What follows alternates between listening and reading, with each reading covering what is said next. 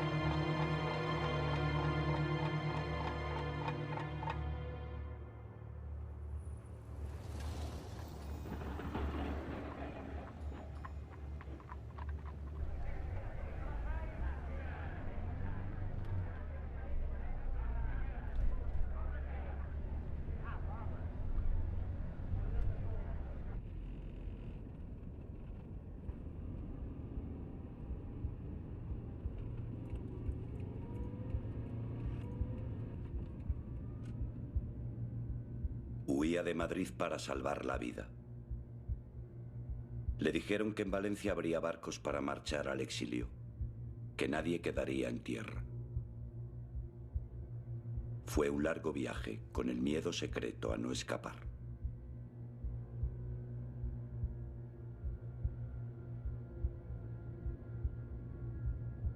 A Valencia no llegan barcos.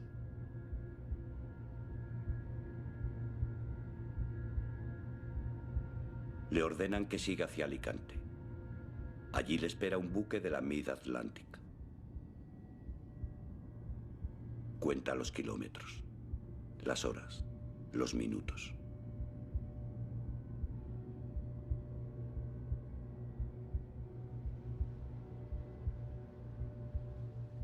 Llega tarde.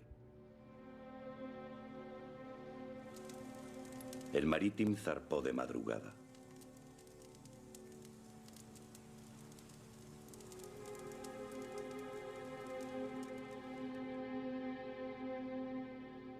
En los muelles la desolación, la incertidumbre, el miedo.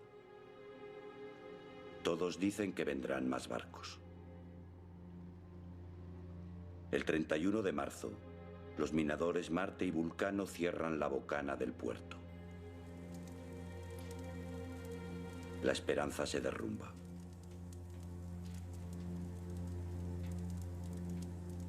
Esa noche comienzan los suicidios.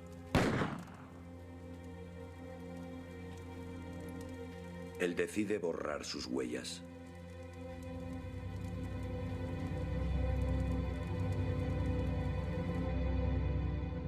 Parte oficial de guerra del cuartel general. Sé que le detuvieron en las primeras horas del 1 de abril y que fue uno de los últimos en abandonar los muelles. Era un día frío de sol y de viento. Un día irreal y extraño. Atravesó las columnas de soldados y obedeció la orden de incorporarse a una larga fila de prisioneros. Supo que comenzaba la cuenta atrás. Hablaban los vencedores. 1 de abril de 1939, año de la victoria. El generalísimo Franco. Lo condujeron a la plaza de toros de Alicante.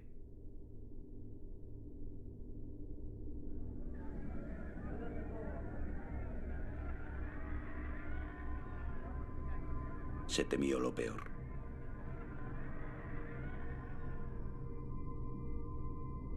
Entre los prisioneros algunos hacen méritos para salvar la vida. Uno de ellos, uno que causó estragos, le delata. Ese mismo día se comunica su captura a la jefatura de la policía militar.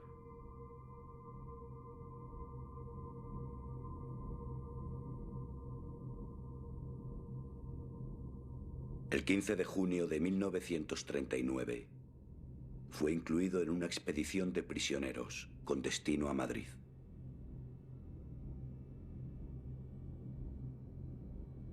Sería conocida como la expedición de los 101.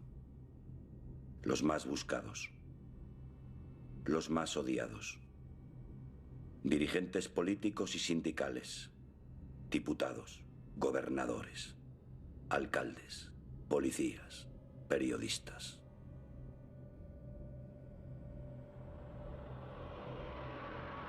La expedición se detuvo en 4 ocasiones.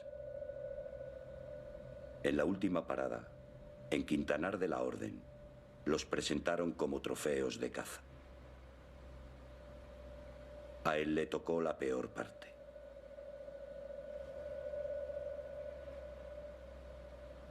Felipe Sandoval, el doctor Muñiz, el más peligroso atracador y pistolero, un asesino y un gángster que muy pronto recibirá su merecido.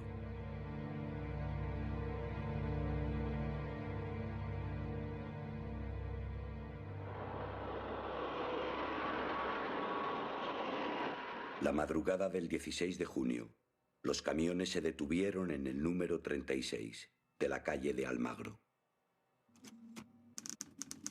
En Madrid y en la segunda brigada de la División de Investigación Política, ante funcionarios del Cuerpo de Investigación y Vigilancia, como inspector y secretario habilitados para la práctica de estas diligencias, comparecen... Le ensuciaron los dedos de tinta. Le obligaron a responder quiénes eran sus padres, dónde había vivido, cuál era su profesión.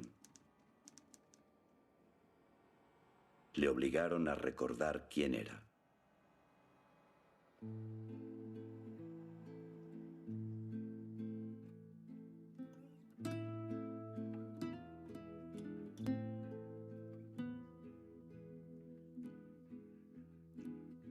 Nació en el barrio de las Injurias.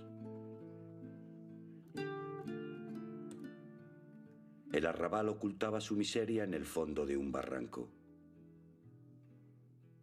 Estaba situado en el cruce de los paseos de las Acacias y Yeserías, muy cerca del Manzanares.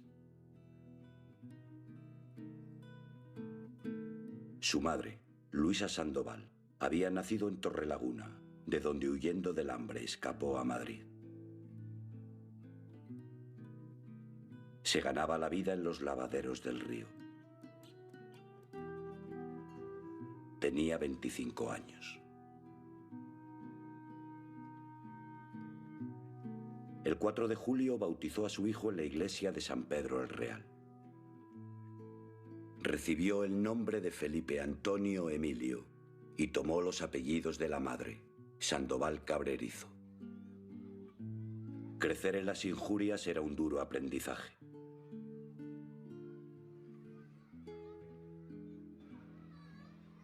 La caridad del asilo de hijos de lavanderas le daba de comer la mayoría de los días. Además del tazón de sopa, las monjas le enseñaron las primeras letras.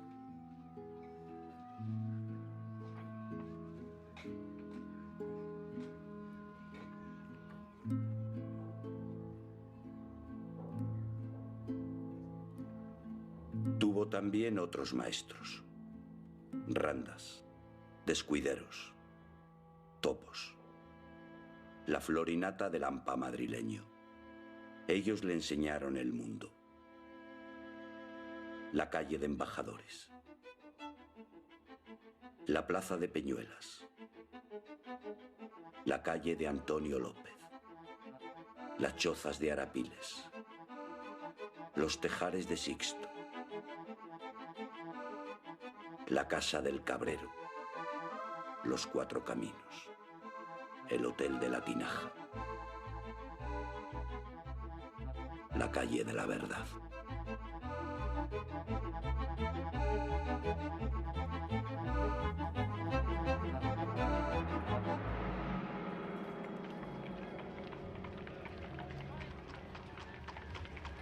Cumplidos los 10 años, su madre puso fin a sus raterías y le obligó a trabajar. El hijo de X aprendió a humillarse para evitar el castigo. Aprendió a callar su hambre, a maldecir su origen.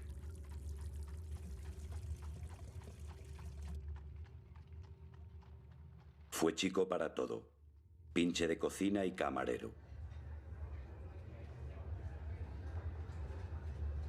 Tenía 22 años cuando se colocó de mozo de comedor en el palacio del conde de Vilana. Su contacto con aquella clase privilegiada alimentó su impaciencia por huir de la pobreza y subir más rápidamente y más arriba en el oficio de servir.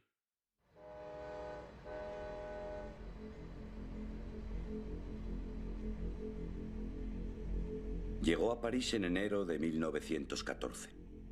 Había cumplido 28 años.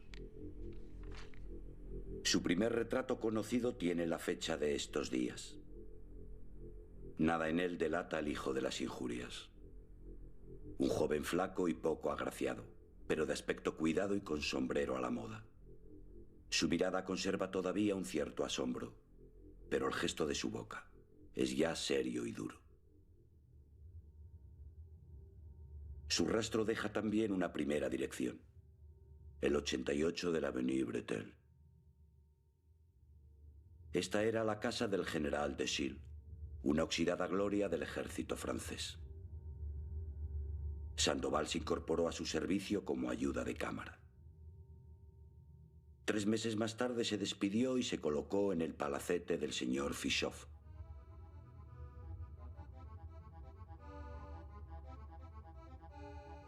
La calle Dumont-D'Urville era un lugar privilegiado, un hermoso mirador desde el que asistir al final de una época.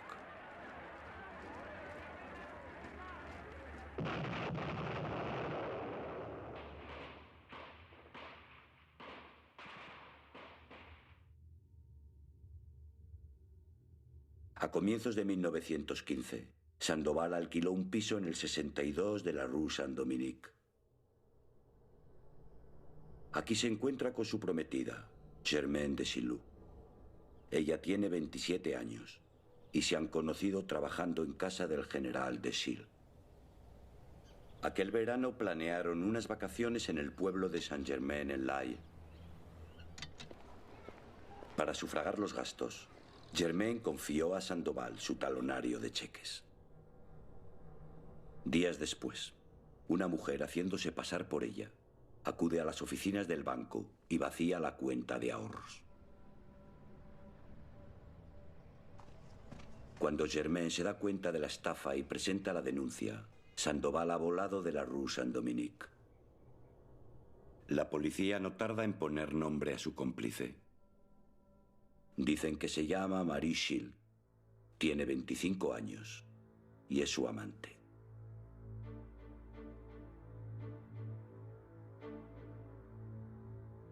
Las fugas producen vértigo, la extraña ilusión de cortar de golpe con los lazos del pasado y ver el mundo bajo una nueva luz.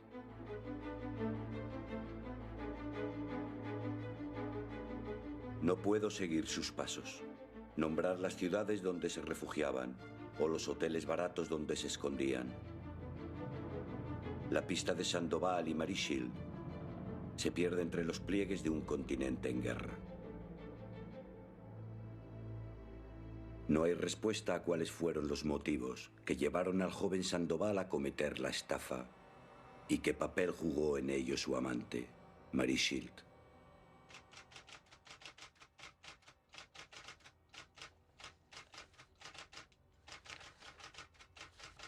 Su rastro reaparece en la Nochebuena de 1919, 4 años después de su huida de París.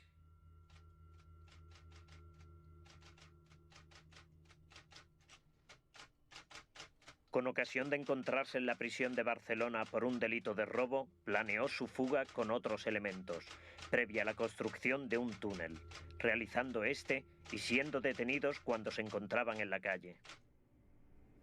La fuga formaba parte de un motín que todavía se recuerda por la salvaje furia con que fue sofocado. Durante 1 hora hubo un continuo golpear de espaldas y cabezas. Nunca supimos cuántos fueron los muertos, ni de quién eran los cadáveres que sacaron en las noches siguientes. Tampoco el número de heridos.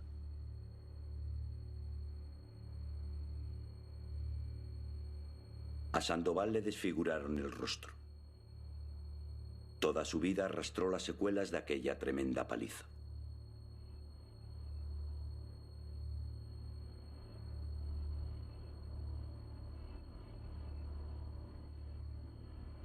En estos días de dolor y rencor, Sandoval abrazó la idea. La doctrina anarquista de revolución social. La cárcel modelo de Barcelona era por entonces la mejor universidad de la acción revolucionaria. Cientos de anarquistas y sindicalistas cumplían condena entre sus muros.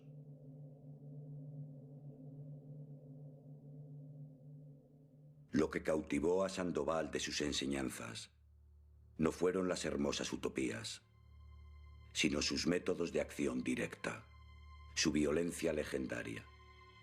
En ella vio la mejor herramienta para devolver los golpes recibidos.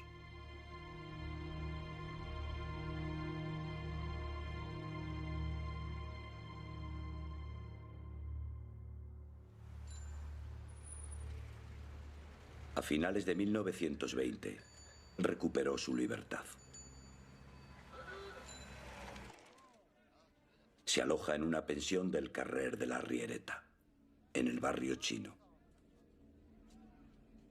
Aquí habita la Barcelona proscrita y rebelde. Una corte selecta de putas, ladrones, vagabundos y anarquistas.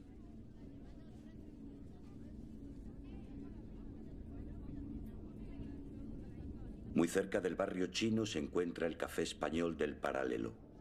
Entre sus habituales, Sandoval descubre a lo más señalado del anarquismo barcelonés. Tampoco faltan criminales, traficantes y espías llegados de medio mundo. No hay mejor lugar para ponerse al día de lo que se cuece en la ciudad.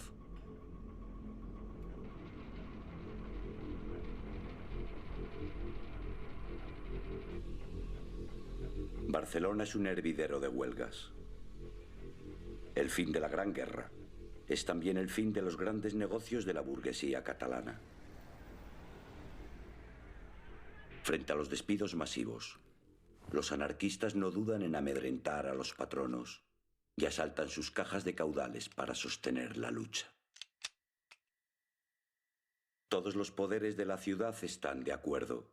Hay que destruir al sindicato anarquista, la CNT.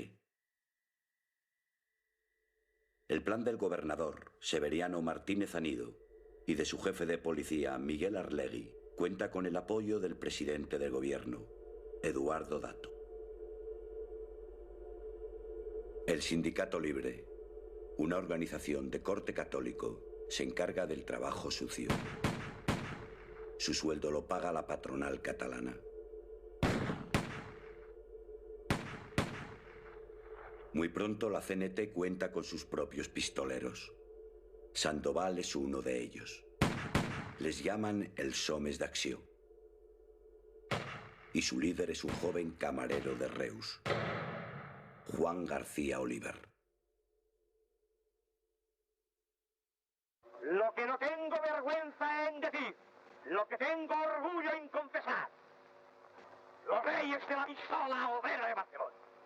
Vivíamos y actuábamos disgregados, pero hicimos una selección. Los mejores terroristas de la clase trabajadora, los que mejor podían devolver golpe por golpe, y al llegar al fin la victoria al proletariado, nos separamos de los demás compañeros, nos unimos y formamos un grupo anarquista, un grupo de acción para luchar contra los pistoleros, contra la patronal y contra el gobierno. Conseguimos nuestro objetivo. Les vencimos.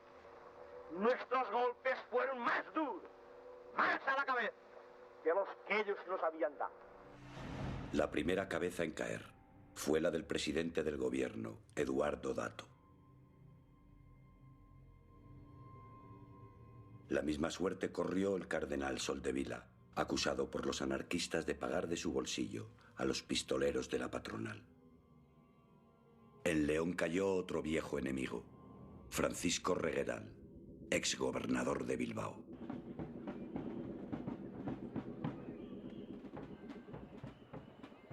La dictadura de Primo de Rivera llegó para salvar los muebles de un Estado que amenazaba hundirse.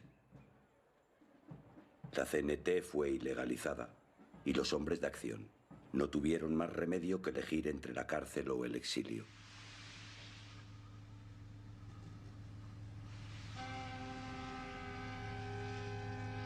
En 1924, París es el centro del anarquismo español.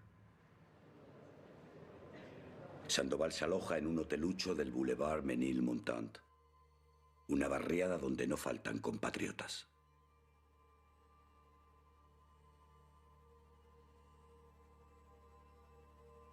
La policía francesa no le pierde de vista. A Sandoval se le conoce bajo el alias de Juan Nojo, el nombre que seguramente figura en sus papeles amañados. Trabaja de albañil solador y está afiliado al sindicato de la construcción. Cuando acaba la jornada, es un agitador incansable. Compañeros, la hora de derribar a la dictadura ha llegado. Nuestros presos se cuentan por centenares y los sindicatos siguen clausurados. Hay que preparar una insurrección en la frontera que desate la revolución en el resto de España. Sandoval acude a reclutar combatientes a la pequeña España de la Plaine Saint-Denis. Aquí se concentra gran parte de la emigración española. Viven en condiciones muy precarias y sus simpatías oscilan entre el anarquismo y el comunismo, que se extiende con fuerza por toda Europa. Sandoval sabe cómo atraerlos al anarquismo. El grupo lírico teatral español es su mejor aliado.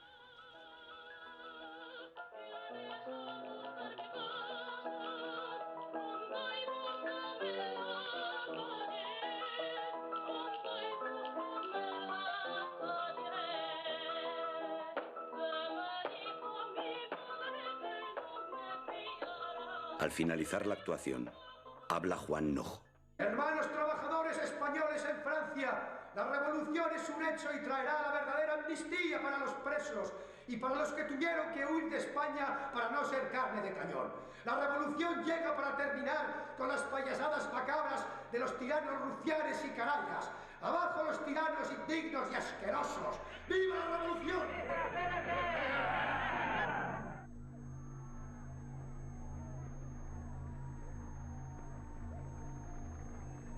Mientras los mítines se suceden, las gestiones para la compra de armas se cierran en París. 30 francos por fusil y una dotación de 60 cartuchos. En octubre de 1924, la efervescencia revolucionaria se traslada a la calle. Los cafés y tabernas donde se reúnen los obreros españoles son ahora oficinas de reclutamiento. La contraseña para iniciar el movimiento debe llegar de Barcelona en forma de telegrama.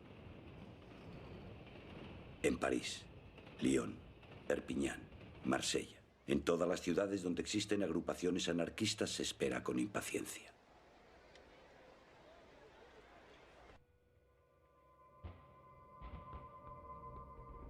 Fue una tentativa ingenua, torpe, todo lo que queráis. Pero había en esos hombres una gran pasión revolucionaria. Merecen por ello el respeto de todos. Fracasaron, eso es todo. Hemos fracasado tantas veces.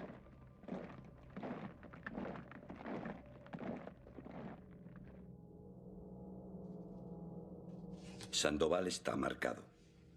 La policía sabe que es uno de los organizadores de la intentona de Vera de Bidasoa y que para burlar la vigilancia policial se ha escondido en el 24 de la Rue des Chauffoniers. Vive con una mujer llamada Eugenia Arroyo. Tiene 26 años y ha crecido en la emigración de Saint-Denis. Entre los compañeros la llaman la francesa. En mayo de 1925, el ministro del Interior decide acabar con la actividad de los anarquistas españoles. El día 19, Sandoval es detenido y conducido a la prefectura de policía. Se le ficha y fotografía. Tiene un plazo de 10 días para abandonar Francia.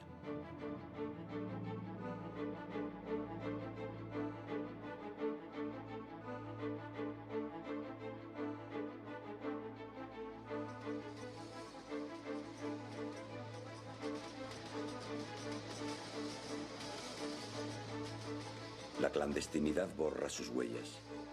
Su rastro junto a Eugenia aparece y desaparece. Tan pronto cruzan la frontera y se alojan en Barcelona, como regresan a París.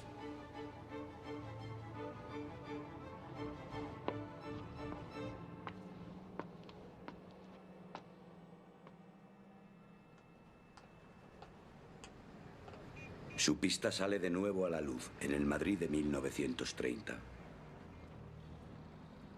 Viven en el barrio de Lavapiés, en el 64 de la calle del Amparo. La casa de su madre, Luisa Sandoval. El hijo que retorna ha cumplido 44 años. La cárcel y la clandestinidad le han castigado con una tuberculosis incurable, aunque su enfermedad no parece mermar su actividad revolucionaria. A menudo acude al Ateneo Sindical de la calle San Marcos. Aquí todos le admiran y respetan. El eco de sus pasos por París y Barcelona es su mejor aval. Pero el anarquismo madrileño no es el catalán. El Madrid obrero es de mayoría socialista y la CNT apenas reúne a 2000 afiliados. La clandestinidad y la represión les han dado un sello duro y combativo. Crecen con fuerza en los oficios más castigados. Son asamblearios y defienden la acción directa.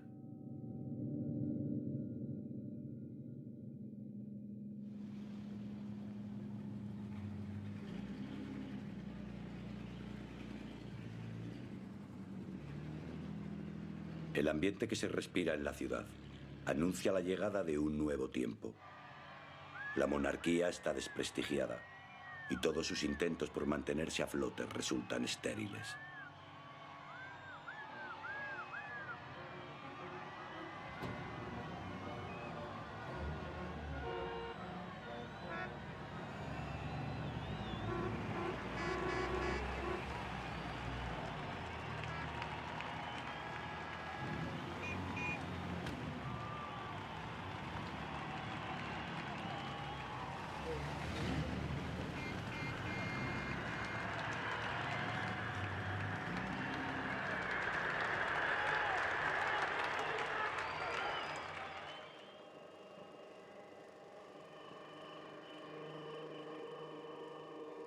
Sandoval no se hace ilusiones con la joven república. El gobierno de Azaña es un gobierno burgués y sus reformas no son más que migajas para distraer al pueblo de su verdadero objetivo, la revolución.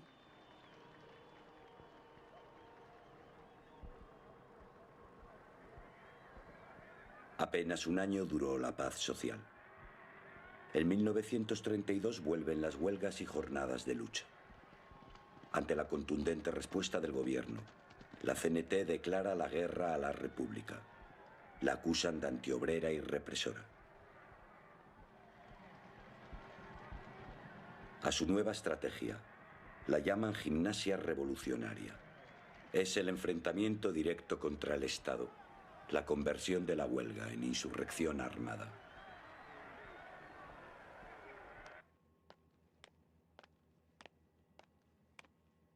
La vanguardia libertaria son los llamados grupos de defensa confederal. Palizas a esquiroles, sabotajes, fabricación de bombas, Atracos.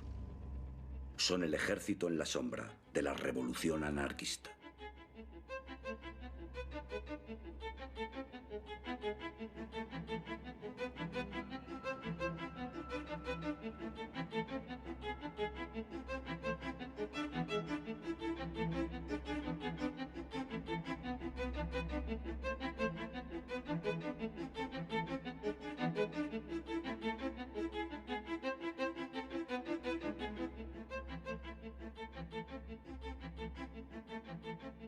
La especialidad de Sandoval son los atracos. Él los llama la expropiación del botín burgués.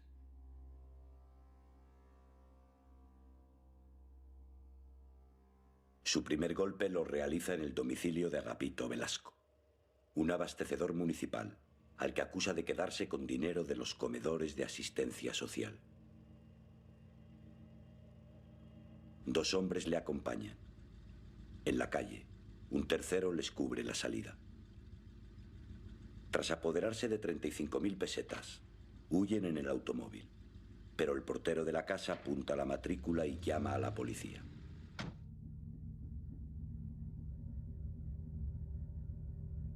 Horas después es detenido el chofer, Anastasio Rodríguez, el Gafas. Tras su declaración caerá el resto del grupo.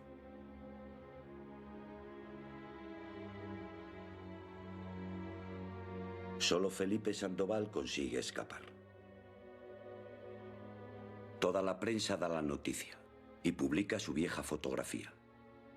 Lo presentan como el gángster del momento, el enemigo público número 1. Su nuevo alias, Doctor Muñiz, se hace popular entre los madrileños. Felipe Sandoval, el Doctor Muñiz, tipo de lampa profesional, delincuente veterano, vividor, pícaro, aventurero. 2 meses más tarde forma un nuevo grupo y prepara su golpe maestro. Su objetivo es una céntrica oficina del Banco de Vizcaya. Se halla en la esquina de las calles Fuencarral y Manuela Malasaña.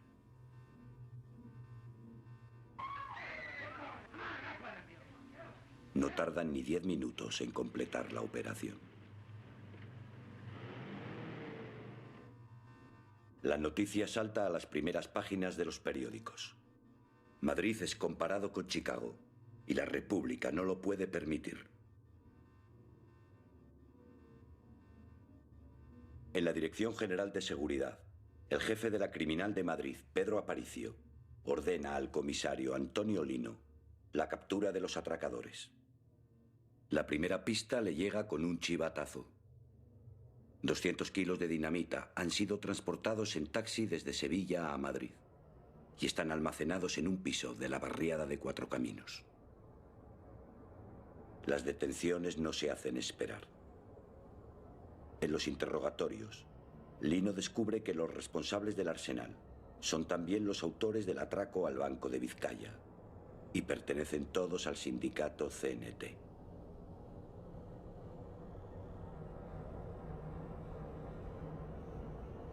Los atracos que dirige el doctor Muñiz tienen un objetivo: aportar fondos al movimiento revolucionario que la CNT tiene previsto desatar próximamente en todos los rincones de España. Gracias a estos golpes, se compran las armas en el mercado negro y se mantienen las fundiciones que fabrican explosivos. Otra parte del botín se destina a las ayudas para los familiares de los presos.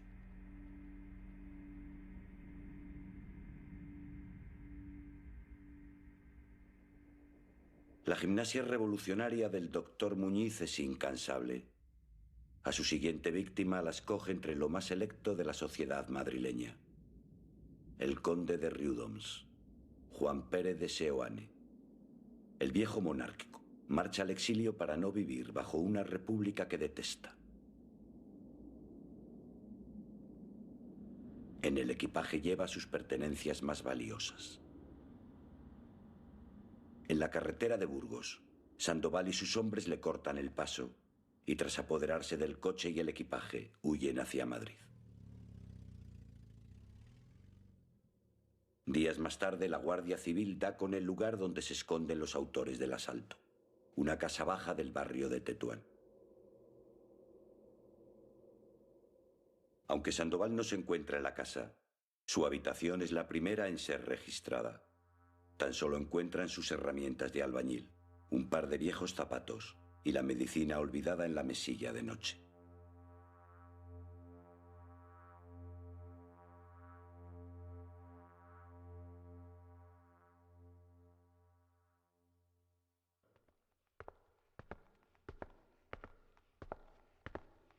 Su suerte se agota una semana más tarde.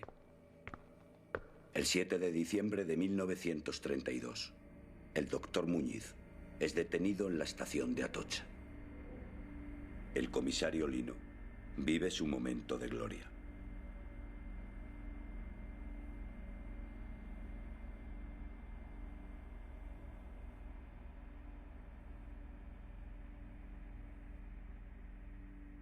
Intento descifrar su rostro, leer en la mirada de sus ojos duros y resueltos.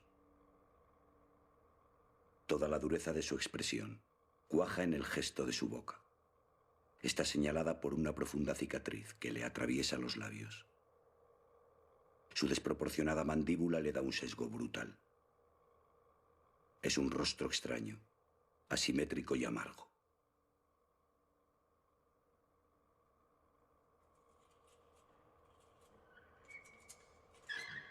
Le trasladaron a la cárcel de Colmenar, un viejo caserón con escasas medidas de seguridad.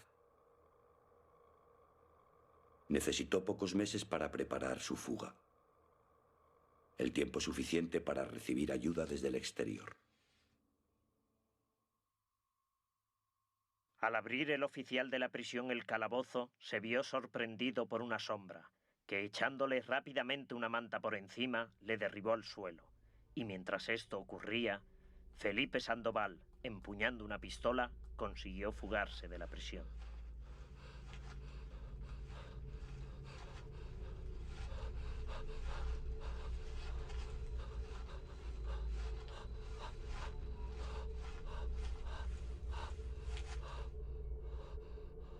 Tras pasar la noche vagando por los montes del Pardo, la Guardia Civil le sorprende al amanecer.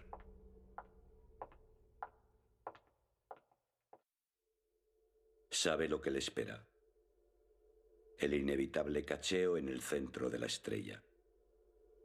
El silencio de la celda y sus pesadillas. El mísero camastro.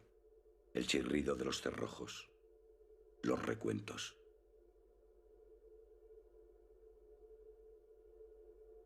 De la Modelo no hay fuga posible. Solo el triunfo de la revolución puede devolverle la libertad. Pero las derrotas se suceden.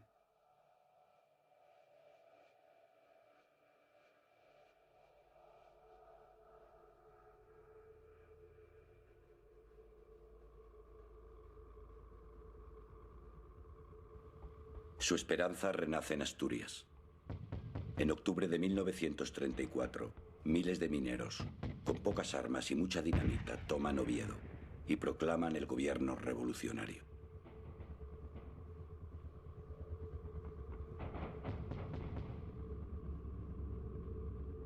El 20 de octubre son derrotados.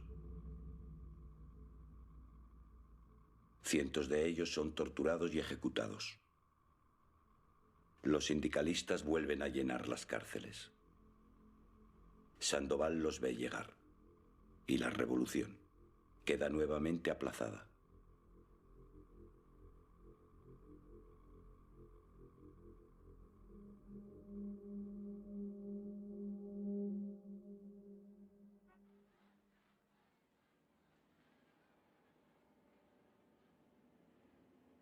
La victoria electoral del Frente Popular en febrero de 1936 no le sirvió de nada. Él no tuvo el privilegio de la amnistía. La ley no le consideró un preso político. Él era un atracador, un delincuente común, que cumplía su tercer año de presidio.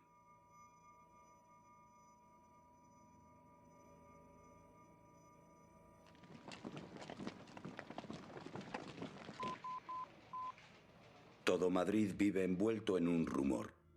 El presidente Casares Quiroga dice tener la situación controlada, pero las noticias le desmienten. Sevilla, Pamplona, Zaragoza, Valladolid, Canarias. Casares Quiroga se derrumba. Ante el vacío de poder, las organizaciones obreras pasan a la acción. Pueblo de España en pie, mujeres, defended la vida de vuestros hijos, defended la libertad de vuestros hombres. Todos los sacrificios imaginables antes que consentir que triunfen las fuerzas que representan un pasado de opresión, un pasado de tiranía. Todos contra la reacción, todos contra... La respuesta es inmediata. Solo se oye una consigna.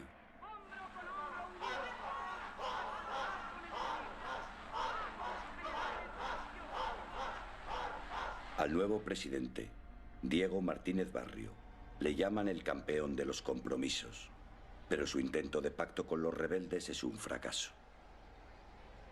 En la calle le acusan de traidor y exigen su dimisión. El tercer presidente de gobierno en esta larga noche, José Giral, da por fin la orden de armar al pueblo. Pero 5.000 fusiles no son suficientes. La mayoría de las armas se encuentran en el puesto de mando de la rebelión en Madrid. El cuartel de la Montaña. Todo el Madrid proletario rodea el cuartel. Albañiles de Cuatro Caminos, tranviarios del Cerro de la Plata, metalúrgicos del Pacífico, empleados del gas y la electricidad, botones, tipógrafos, camareros.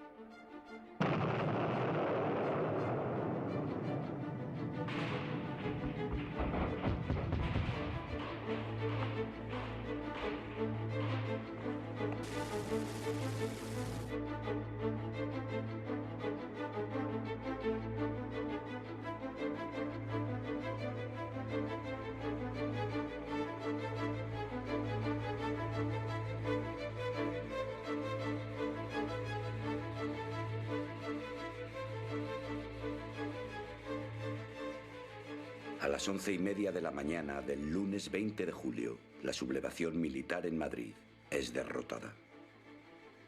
Por las fuerzas leales y milicias armadas ha sido tomado el cuartel de la Montaña, que era el más firme reducto que tenían los rebeldes en Madrid, al mando del general Fanjul.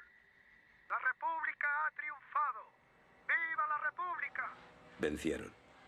Muchos de ellos abandonarán sus oficios. Ahora son milicianos, el pueblo en armas.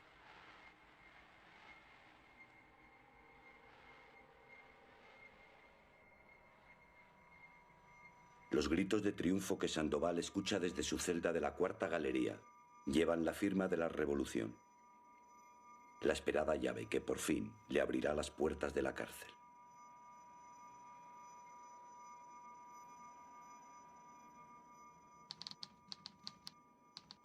Le sorprendió la iniciación del glorioso movimiento nacional preso en la cárcel modelo de esta capital. Al iniciarse el movimiento, fue puesto en libertad en unión de los demás presos sociales.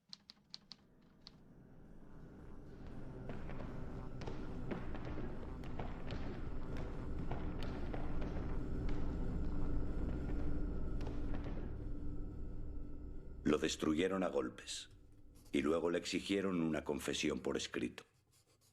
El título se lo dictaron. Informe de mi actuación durante el tiempo que ha durado la guerra hasta el fin.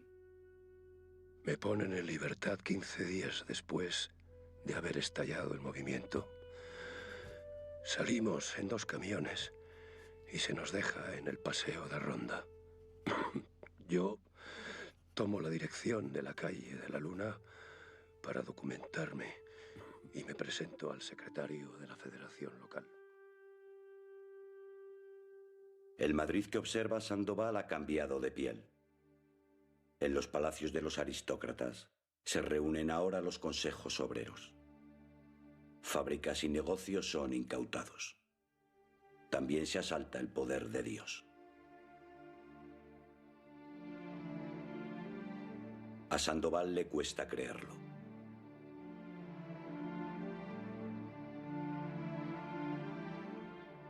La hora esperada del juicio definitivo a los patronos, ricos y explotadores. La hora de aniquilar para siempre el viejo orden burgués. Por fin ha llegado.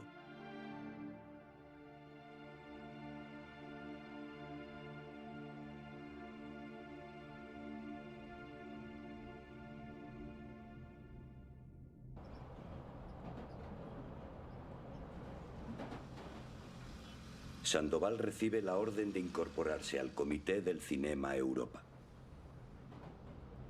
No puede tener mejor destino.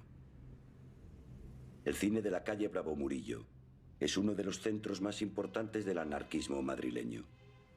Incautado en las primeras horas de la Revolución, es ahora cuartel de milicias confederales y ateneo libertario. En los jardines de su cine de verano se forman las columnas libertarias. Combaten en la sierra y son las primeras en lanzarse a la conquista de Guadalajara y Cuenca. Las manda el líder de los albañiles madrileños, Cipriano Mera.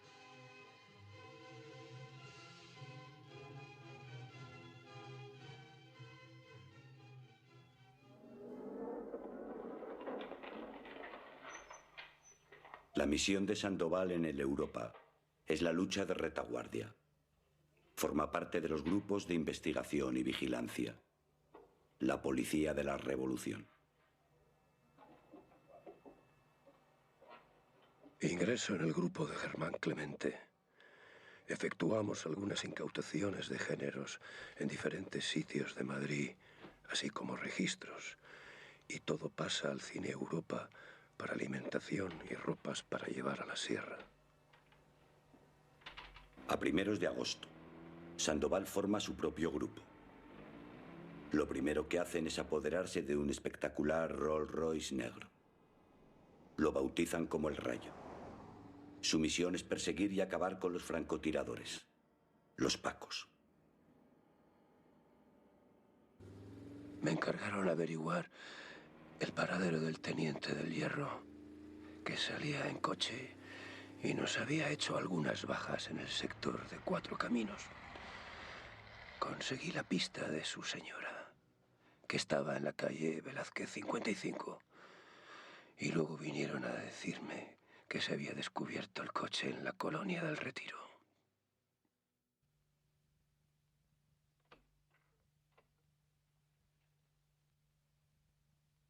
Todo lo que se hizo fue inútil. Doy fe que no se les maltrató. Se les sacó a la carretera de Francia, se les amenazó y en vista de que no se les podía sacar nada, cometí mi primer doble crimen.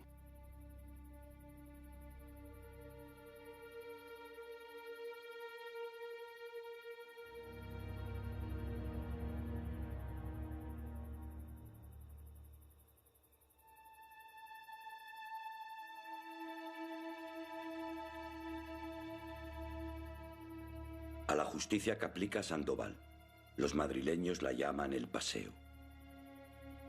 En las madrugadas del verano de 1936, los paseados aparecen desperdigados por las hondonadas de la Casa de Campo, la Dehesa de la Villa o la Pradera de San Isidro.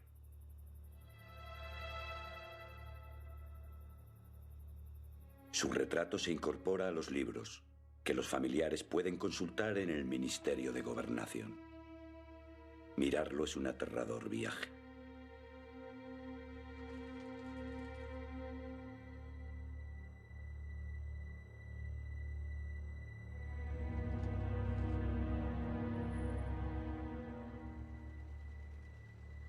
El gobierno asiste impotente a la revolución.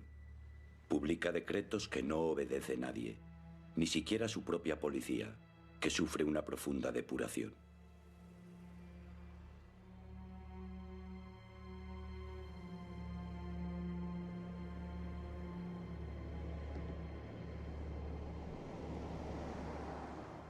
Sandoval lo tiene claro. El pueblo se toma la justicia por su mano. El pueblo no puede confiarse en nadie. Ni puede, ni debe, ni quiere. La justicia es esta: hacer lo que él quiera, lo que mande, lo que imponga.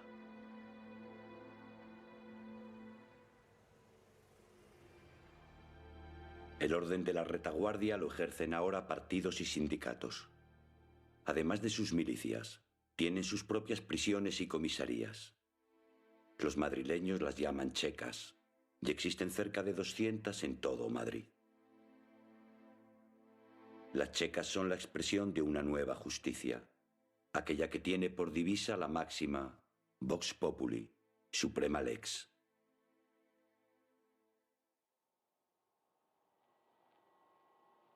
A mediados de agosto, Sandoval se incorpora junto a su grupo de la Europa a la checa más temida de Madrid, la checa de Fomento.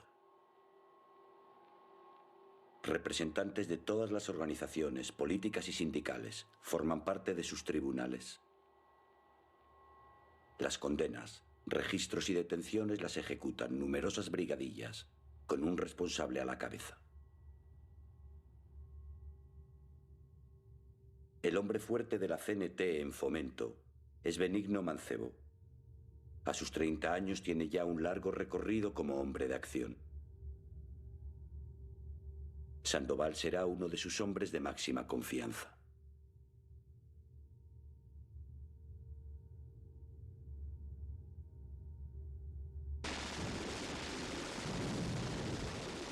El día 14 de agosto, los legionarios del coronel Yagüe toman Badajoz.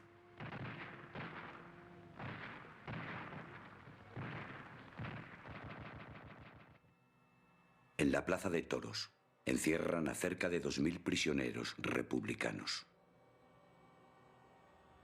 La mayoría son fusilados y sus cadáveres quemados. Las noticias llegadas de Badajoz a Madrid se unen a otras parecidas que llegan de la llamada España nacional.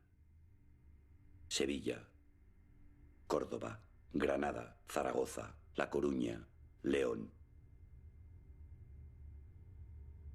Una brutal represión ciega la vida de todo el que no comulga con el alzamiento militar.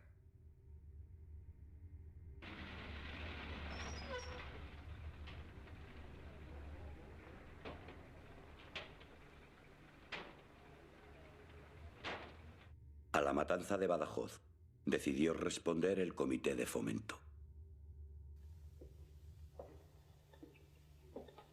Se acuerda en Fomento hacer un registro en la cárcel Modelo y se me designa a mí. Y yo, acompañado de Santiago Alíquez, voy a ver al entonces director de seguridad, Manuel Muñoz, y lo autoriza al medio. O sea, después de comer, nos presentamos en la cárcel.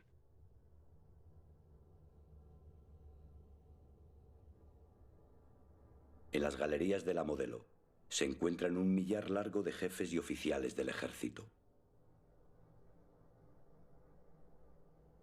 Hay también numerosos políticos destacados de la derecha, ya sean falangistas, monárquicos o republicanos.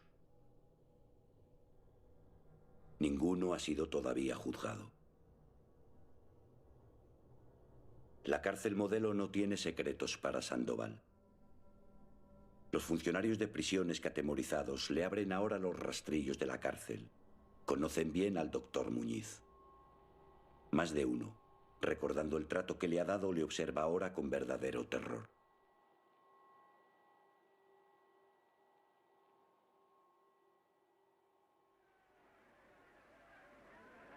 Al día siguiente, el 22 de agosto, continúan los registros. A media mañana los presos comunes de la Cuarta Galería se amotinan y exigen su libertad inmediata. Entre ellos se encuentran algunos viejos amigos de Sandoval, como el Canalejo o el líder cenetista González Marín, que arrastran largas penas de presidio. Cuando Sandoval se presenta ante ellos, lo hace escoltado por una corte de milicianos de la Europa.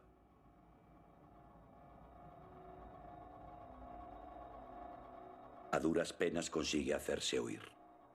Promete a los presos su libertad inmediata a cambio de incorporarse a las milicias confederales.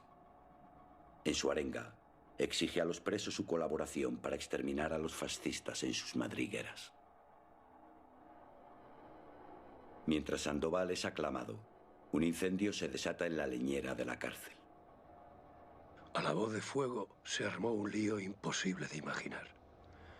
Entramos dentro para ver de sofocar lo que se pudiese, y poco faltó para que no saliésemos nadie. Llegó la noticia de que nosotros nos habíamos quedado dentro, y se vinieron milicias de todas las barriadas, y hubo por parte de no sé quién que dijo que se escapaban los fascistas, y se desbordaron las pasiones.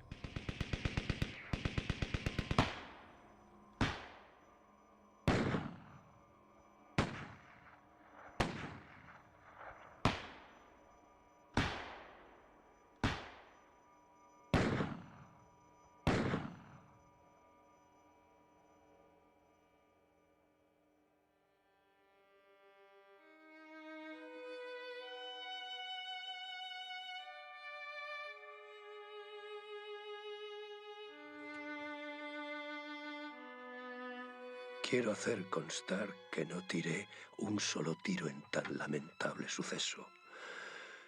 Lo que juro ante Dios y ante los hombres que me tienen que juzgar. Resulta extraño oír el nombre de Dios en boca del doctor Muñiz. Tal vez diga la verdad y no participó directamente en la matanza, pero no hay dudas que fue él quien dio la orden de quemar la cárcel. Seguir su rastro en este verano es contemplar un rosario de cadáveres. Un largo e interminable ajuste de cuentas con todas las injurias de su pasado.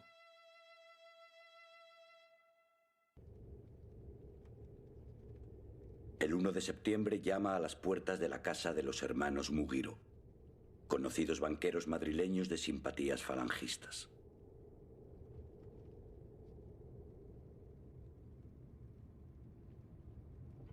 Mientras registra cajones y archivos de los despachos, recibe una llamada telefónica. Le habla Manuel Muñoz, director general de Seguridad. Me ordenó que aquello quedaba a su disposición y a la del Ministerio de Gobernación. El inventario que hicieron ascendía a 85 millones de pesetas. ¡Qué lástima! ¡Cómo me pesa! Y todo para esa gente. Si empezara de nuevo. Pero, ¿qué digo? Cualquiera diría que deliro. Aquella fue la mayor incautación económica de la guerra. Los hermanos Mugiro custodiaban los fondos de innumerables órdenes religiosas. La escuadrilla del Amanecer, de la Dirección General de Seguridad, se llevó todos los honores. Sandoval vio las orejas al lobo. El gobierno recuperaba rápidamente sus resortes de seguridad y la revolución retrocedía. Los días de Fomento tocaban a su fin.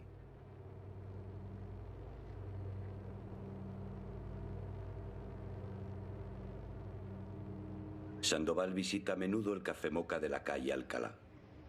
Grita y discute.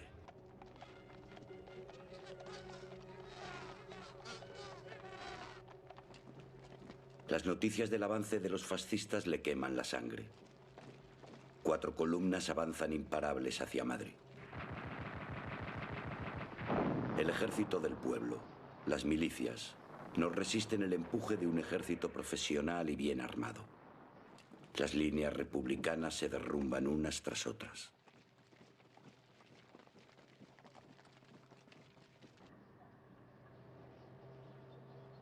Lo que más le altera es que el general Mola presuma de tener una 5ª columna infiltrada en Madrid. Él no tiene dudas que es verdad. Dice que Madrid fue siempre plaza fuerte del jesuitismo, de la aristocracia, de generales traidores, de parásitos que chupan del Estado. Un enemigo de siglos emboscado en la administración, en los tribunales, en los bancos, en las direcciones y gerencias. El director del diario Ahora, Manuel Chávez Nogales, Escucha a Sandoval con el alma en vilo. Los anarquistas somos la hostia, compañero. Sabemos retorcernos el corazón si hace falta para cumplir nuestro deber revolucionario. Lo que esos jovencitos comunistas que presumen de coraje no se atreven a hacer. Aquí está el viejo Felipe, anarquista, dispuesto a hacerlo en bien de nuestros sagrados ideales, aunque el corazón se me salga por la boca.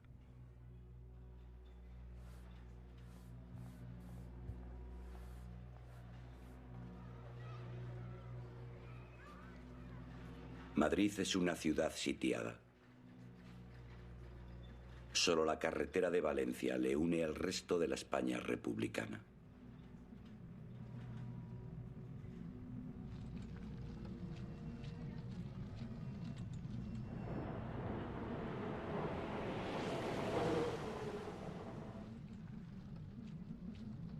Mientras la prensa de medio mundo anuncia su caída inminente, el día 4 de noviembre se forma un nuevo gobierno.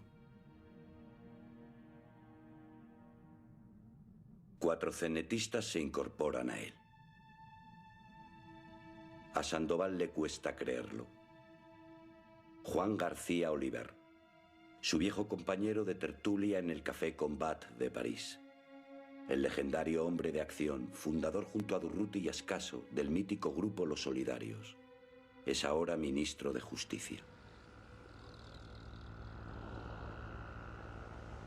La primera decisión del Consejo de Ministros, abandonar Madrid y trasladarse a Valencia, le parece una vergüenza y, lo que es peor, una traición.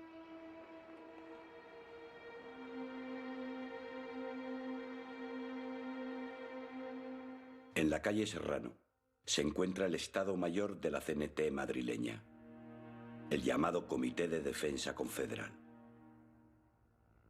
Su secretario y hombre clave del anarquismo madrileño es Eduardo Val. Él es quien informa a Sandoval de la nueva situación. El general Miaja ha recibido la orden de defender Madrid a toda costa, pero ni siquiera sabe con qué fuerzas puede contar. También preside una junta de defensa, formada por representantes de todas las organizaciones, incluida la CNT.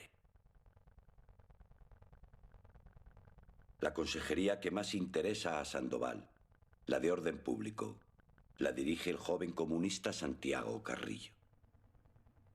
Su primera decisión ha sido clausurar la Checa de Fomento y centralizar bajo su mando todos los servicios de investigación y vigilancia.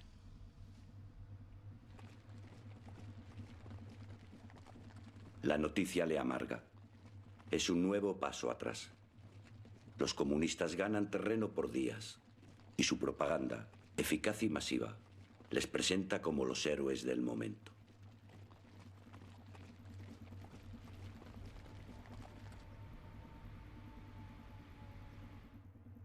Eduardo Val le tranquiliza.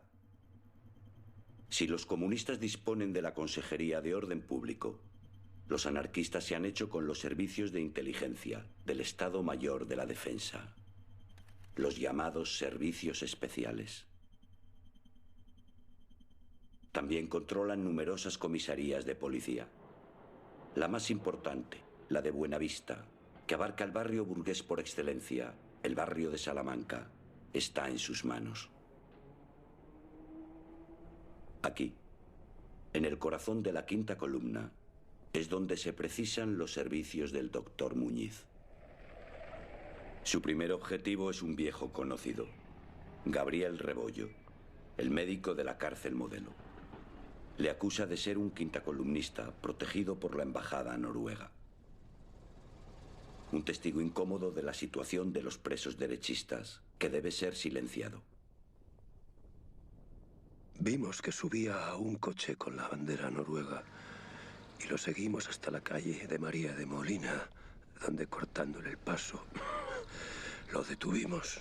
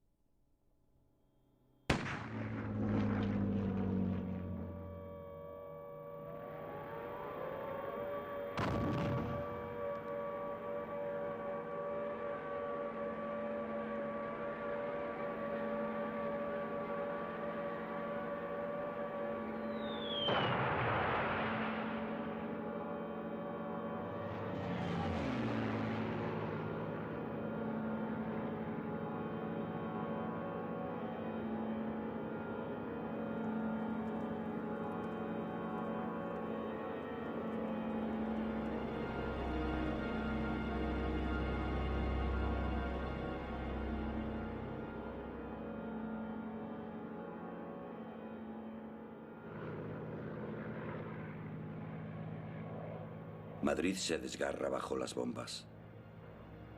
Los aviones alemanes dejan caer también miles de octavillas. Madrileños, sabed que cuanto mayor sea vuestra resistencia, mayor será el castigo.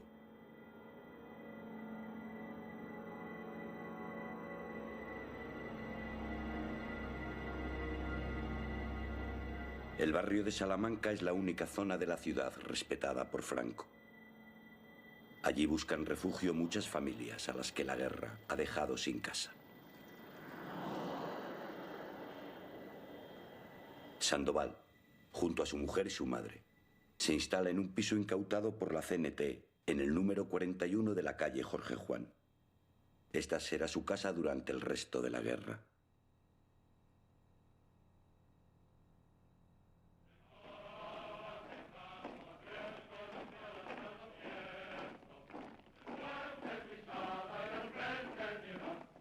Las horas de la ciudad parecen contadas. Miles de hombres bajan a defenderla a las trincheras.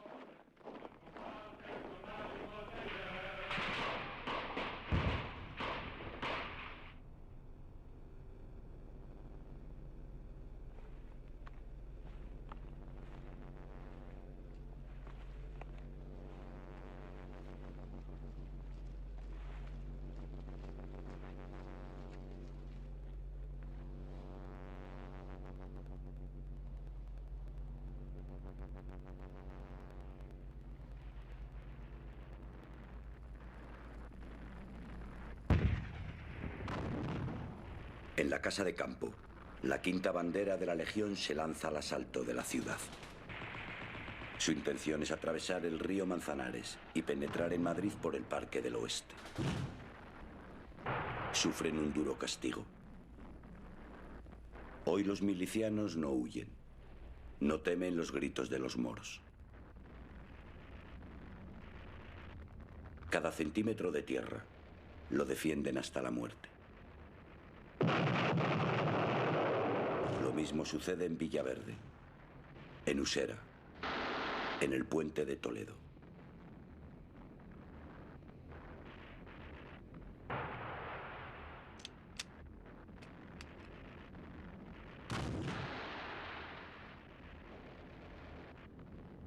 Madrid resiste.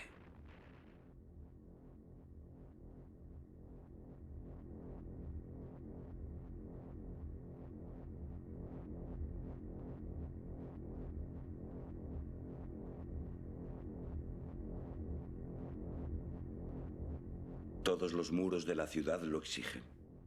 Hay que proteger las espaldas de los héroes. La quinta columna debe ser aplastada.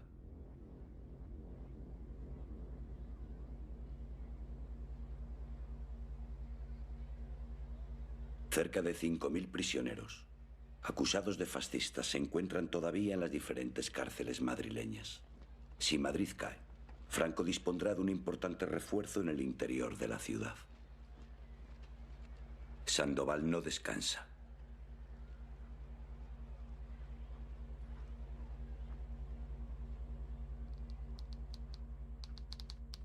Simultáneamente con el comité de la cárcel, actuaba un tribunal que se llamaba de la muerte. El presidente era Sandoval. Por las noches, los componentes del tribunal se emborrachaban, bajaban unos cuantos presos y tras un somero interrogatorio los mandaban a la sala número 1 o a la sala número 2. Los de la primera eran fusilados, los de la segunda conservaban la vida por lo pronto. Las decisiones las tomaban por puro capricho.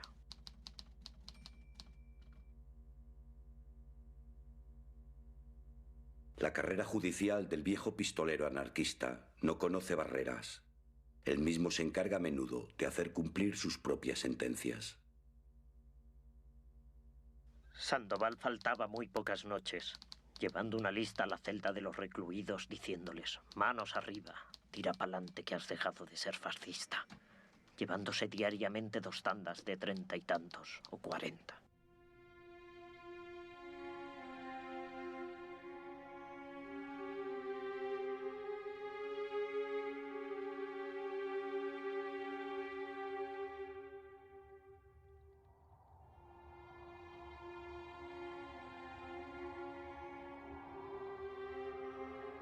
En este noviembre húmedo y lleno de niebla, heroico y miserable, Madrid se desangra sin remedio. En todos los rincones la muerte se hace rutina, como el hambre o el frío.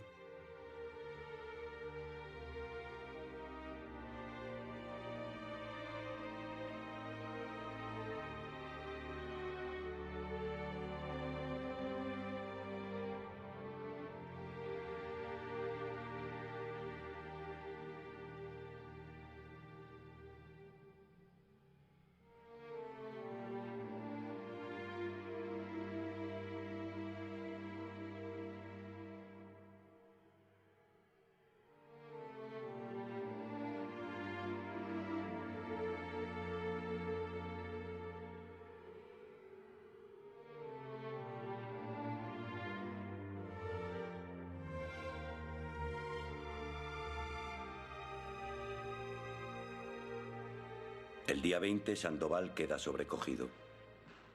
Durruti, llegado de Aragón para defender Madrid, ha sido herido de muerte en la ciudad universitaria y agoniza en una habitación del Hotel Ritz. Sandoval le conoce desde los lejanos días de París. El día anterior le saludó en el Cine Europa, donde ahora se acuartelan sus hombres. Su muerte es un duro golpe para toda la organización confederal.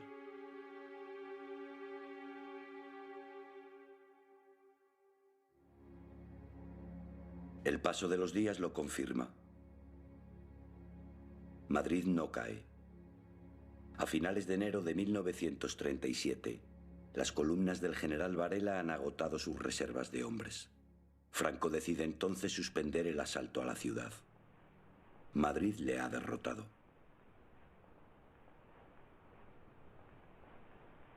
En el mes de junio, Largo Caballero es sustituido por el doctor Negrín al frente del gobierno. Los anarquistas pierden todos sus ministerios. El apoyo más fuerte del nuevo gobierno son ahora los comunistas, que garantizan nuevos envíos de armas desde la Unión Soviética. Madrid vive su hora rusa y Sandoval ve declinar definitivamente el sueño revolucionario anarquista.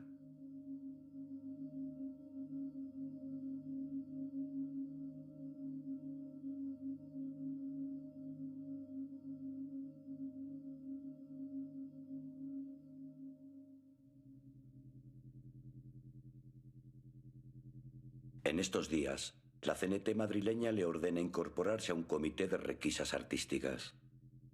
Le acompañan 2 expertos. Con ellos recorre los ateneos libertarios, donde se acumulan numerosas obras de arte procedentes de las incautaciones de iglesias y palacios. A todo lo que el técnico decía que valía, se le ponía un número de orden, especificando de dónde procedía. Y después iba una camioneta y lo íbamos llevando a la calle de la Luna.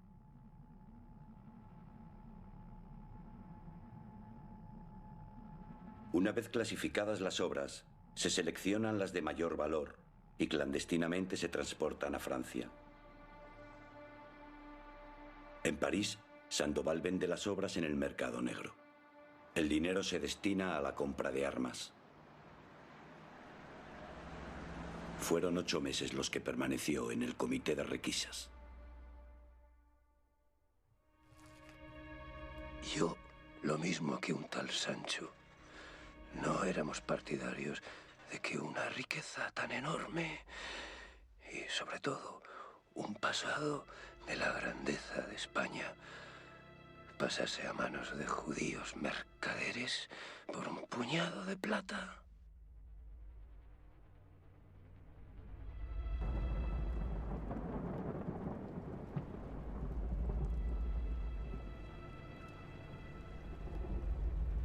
A principios de 1938, Benigno Mancebo se reunió con Sandoval en el Comité de Defensa. Le echa en cara su abandono de las tareas de limpieza de retaguardia. Mancebo me dice que soy un impostor y regañamos seriamente. Y desde ese momento se acaba mi actuación policial momentánea y se me destina a la sección de estadística secreta del Comité Nacional de la CNT. Trabajo largo y penoso y de mucho tacto, para lo que con franqueza no reúno condiciones, pero se empeñan. Esta sección era el máximo órgano de inteligencia de la CNT, su servicio de espionaje particular, desde el que hacer frente a la hegemonía comunista. El trabajo consistía en recopilar datos contra todos los políticos de altura, así como militares. Pero en el momento que se ponía en práctica algo, o se quería manejar algún hilo de la tela de araña que tendíamos, nos la deshacía la misma organización.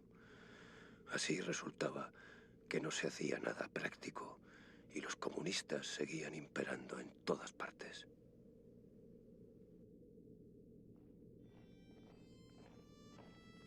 Mientras Sandoval ejerce su nuevo oficio de espía, la guerra se pierde.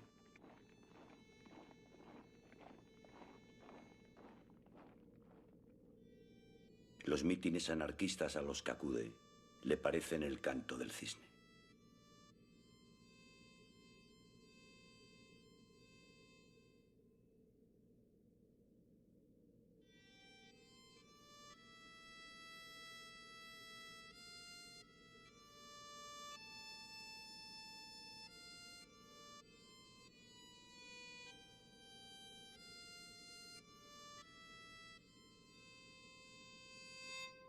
A sus 52 años, Sandoval es ya un hombre envejecido y gravemente enfermo. El verdugo al servicio de la revolución. El que estaba dispuesto a cumplir su misión aunque el corazón se le saliera por la boca. Se siente cansado y solo quiere que le dejen en paz.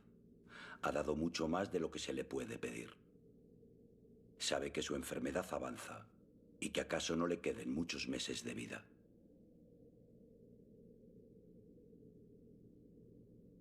No tiene salida.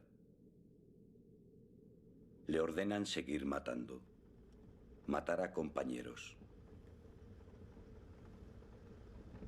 Le dicen que son traidores, oportunistas que tomaron el carné de la CNT para salvar la vida, y ahora que vienen las cosas mal dadas, corren a vender sus servicios al enemigo. Es un trabajo de depuración en los medios confederales. Pero esto es muy penoso, al menos para mí, que me inhibo en lo posible y lo consigo hasta última hora. La última hora tiene un nombre: Florian Ruiz Egea, un conocido archivero y bibliotecario afiliado a la CNT. Su misión principal durante la guerra ha sido peritar las numerosas bibliotecas incautadas. Ahora el Comité de Defensa dice tener pruebas de su traición, de su colaboración estrecha con la Quinta Columna.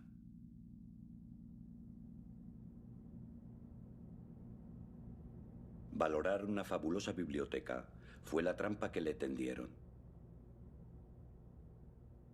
Florian no sospechó nada cuando le condujeron al antiguo colegio de huérfanos de correos y telégrafos.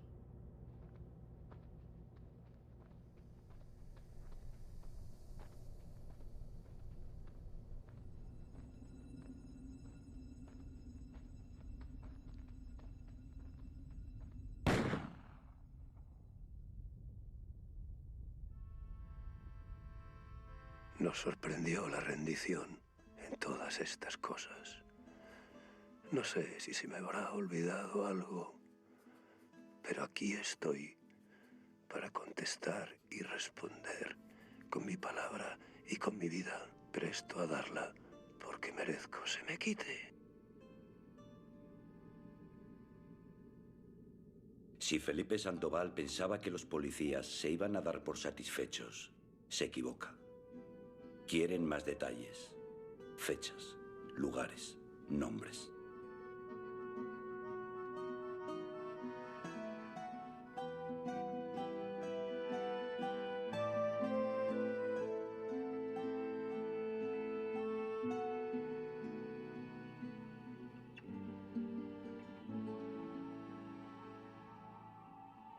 La voz de que Sandoval se va de la lengua se corre por las celdas. Es un peligro mortal para muchos de sus compañeros. ¿Qué esperas conseguir traicionándonos, canalla? Es que no tienes dignidad. ¿Qué aguardas para morir como un hombre tirándose por la ventana? Traidor. ¿Cómo no te mueres de vergüenza de ti mismo, cabrón? Mátate. Mátate. Mátate. Mátate.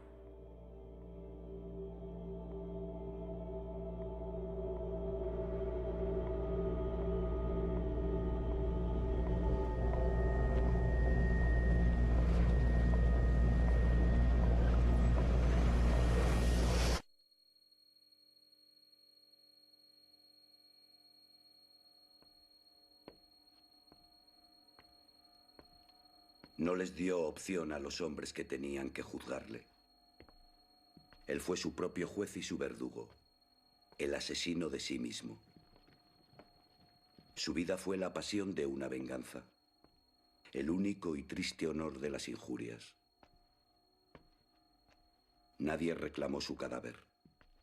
El 6 de julio de 1939, Felipe Sandoval fue enterrado en una tumba de tercera del Cementerio del Este.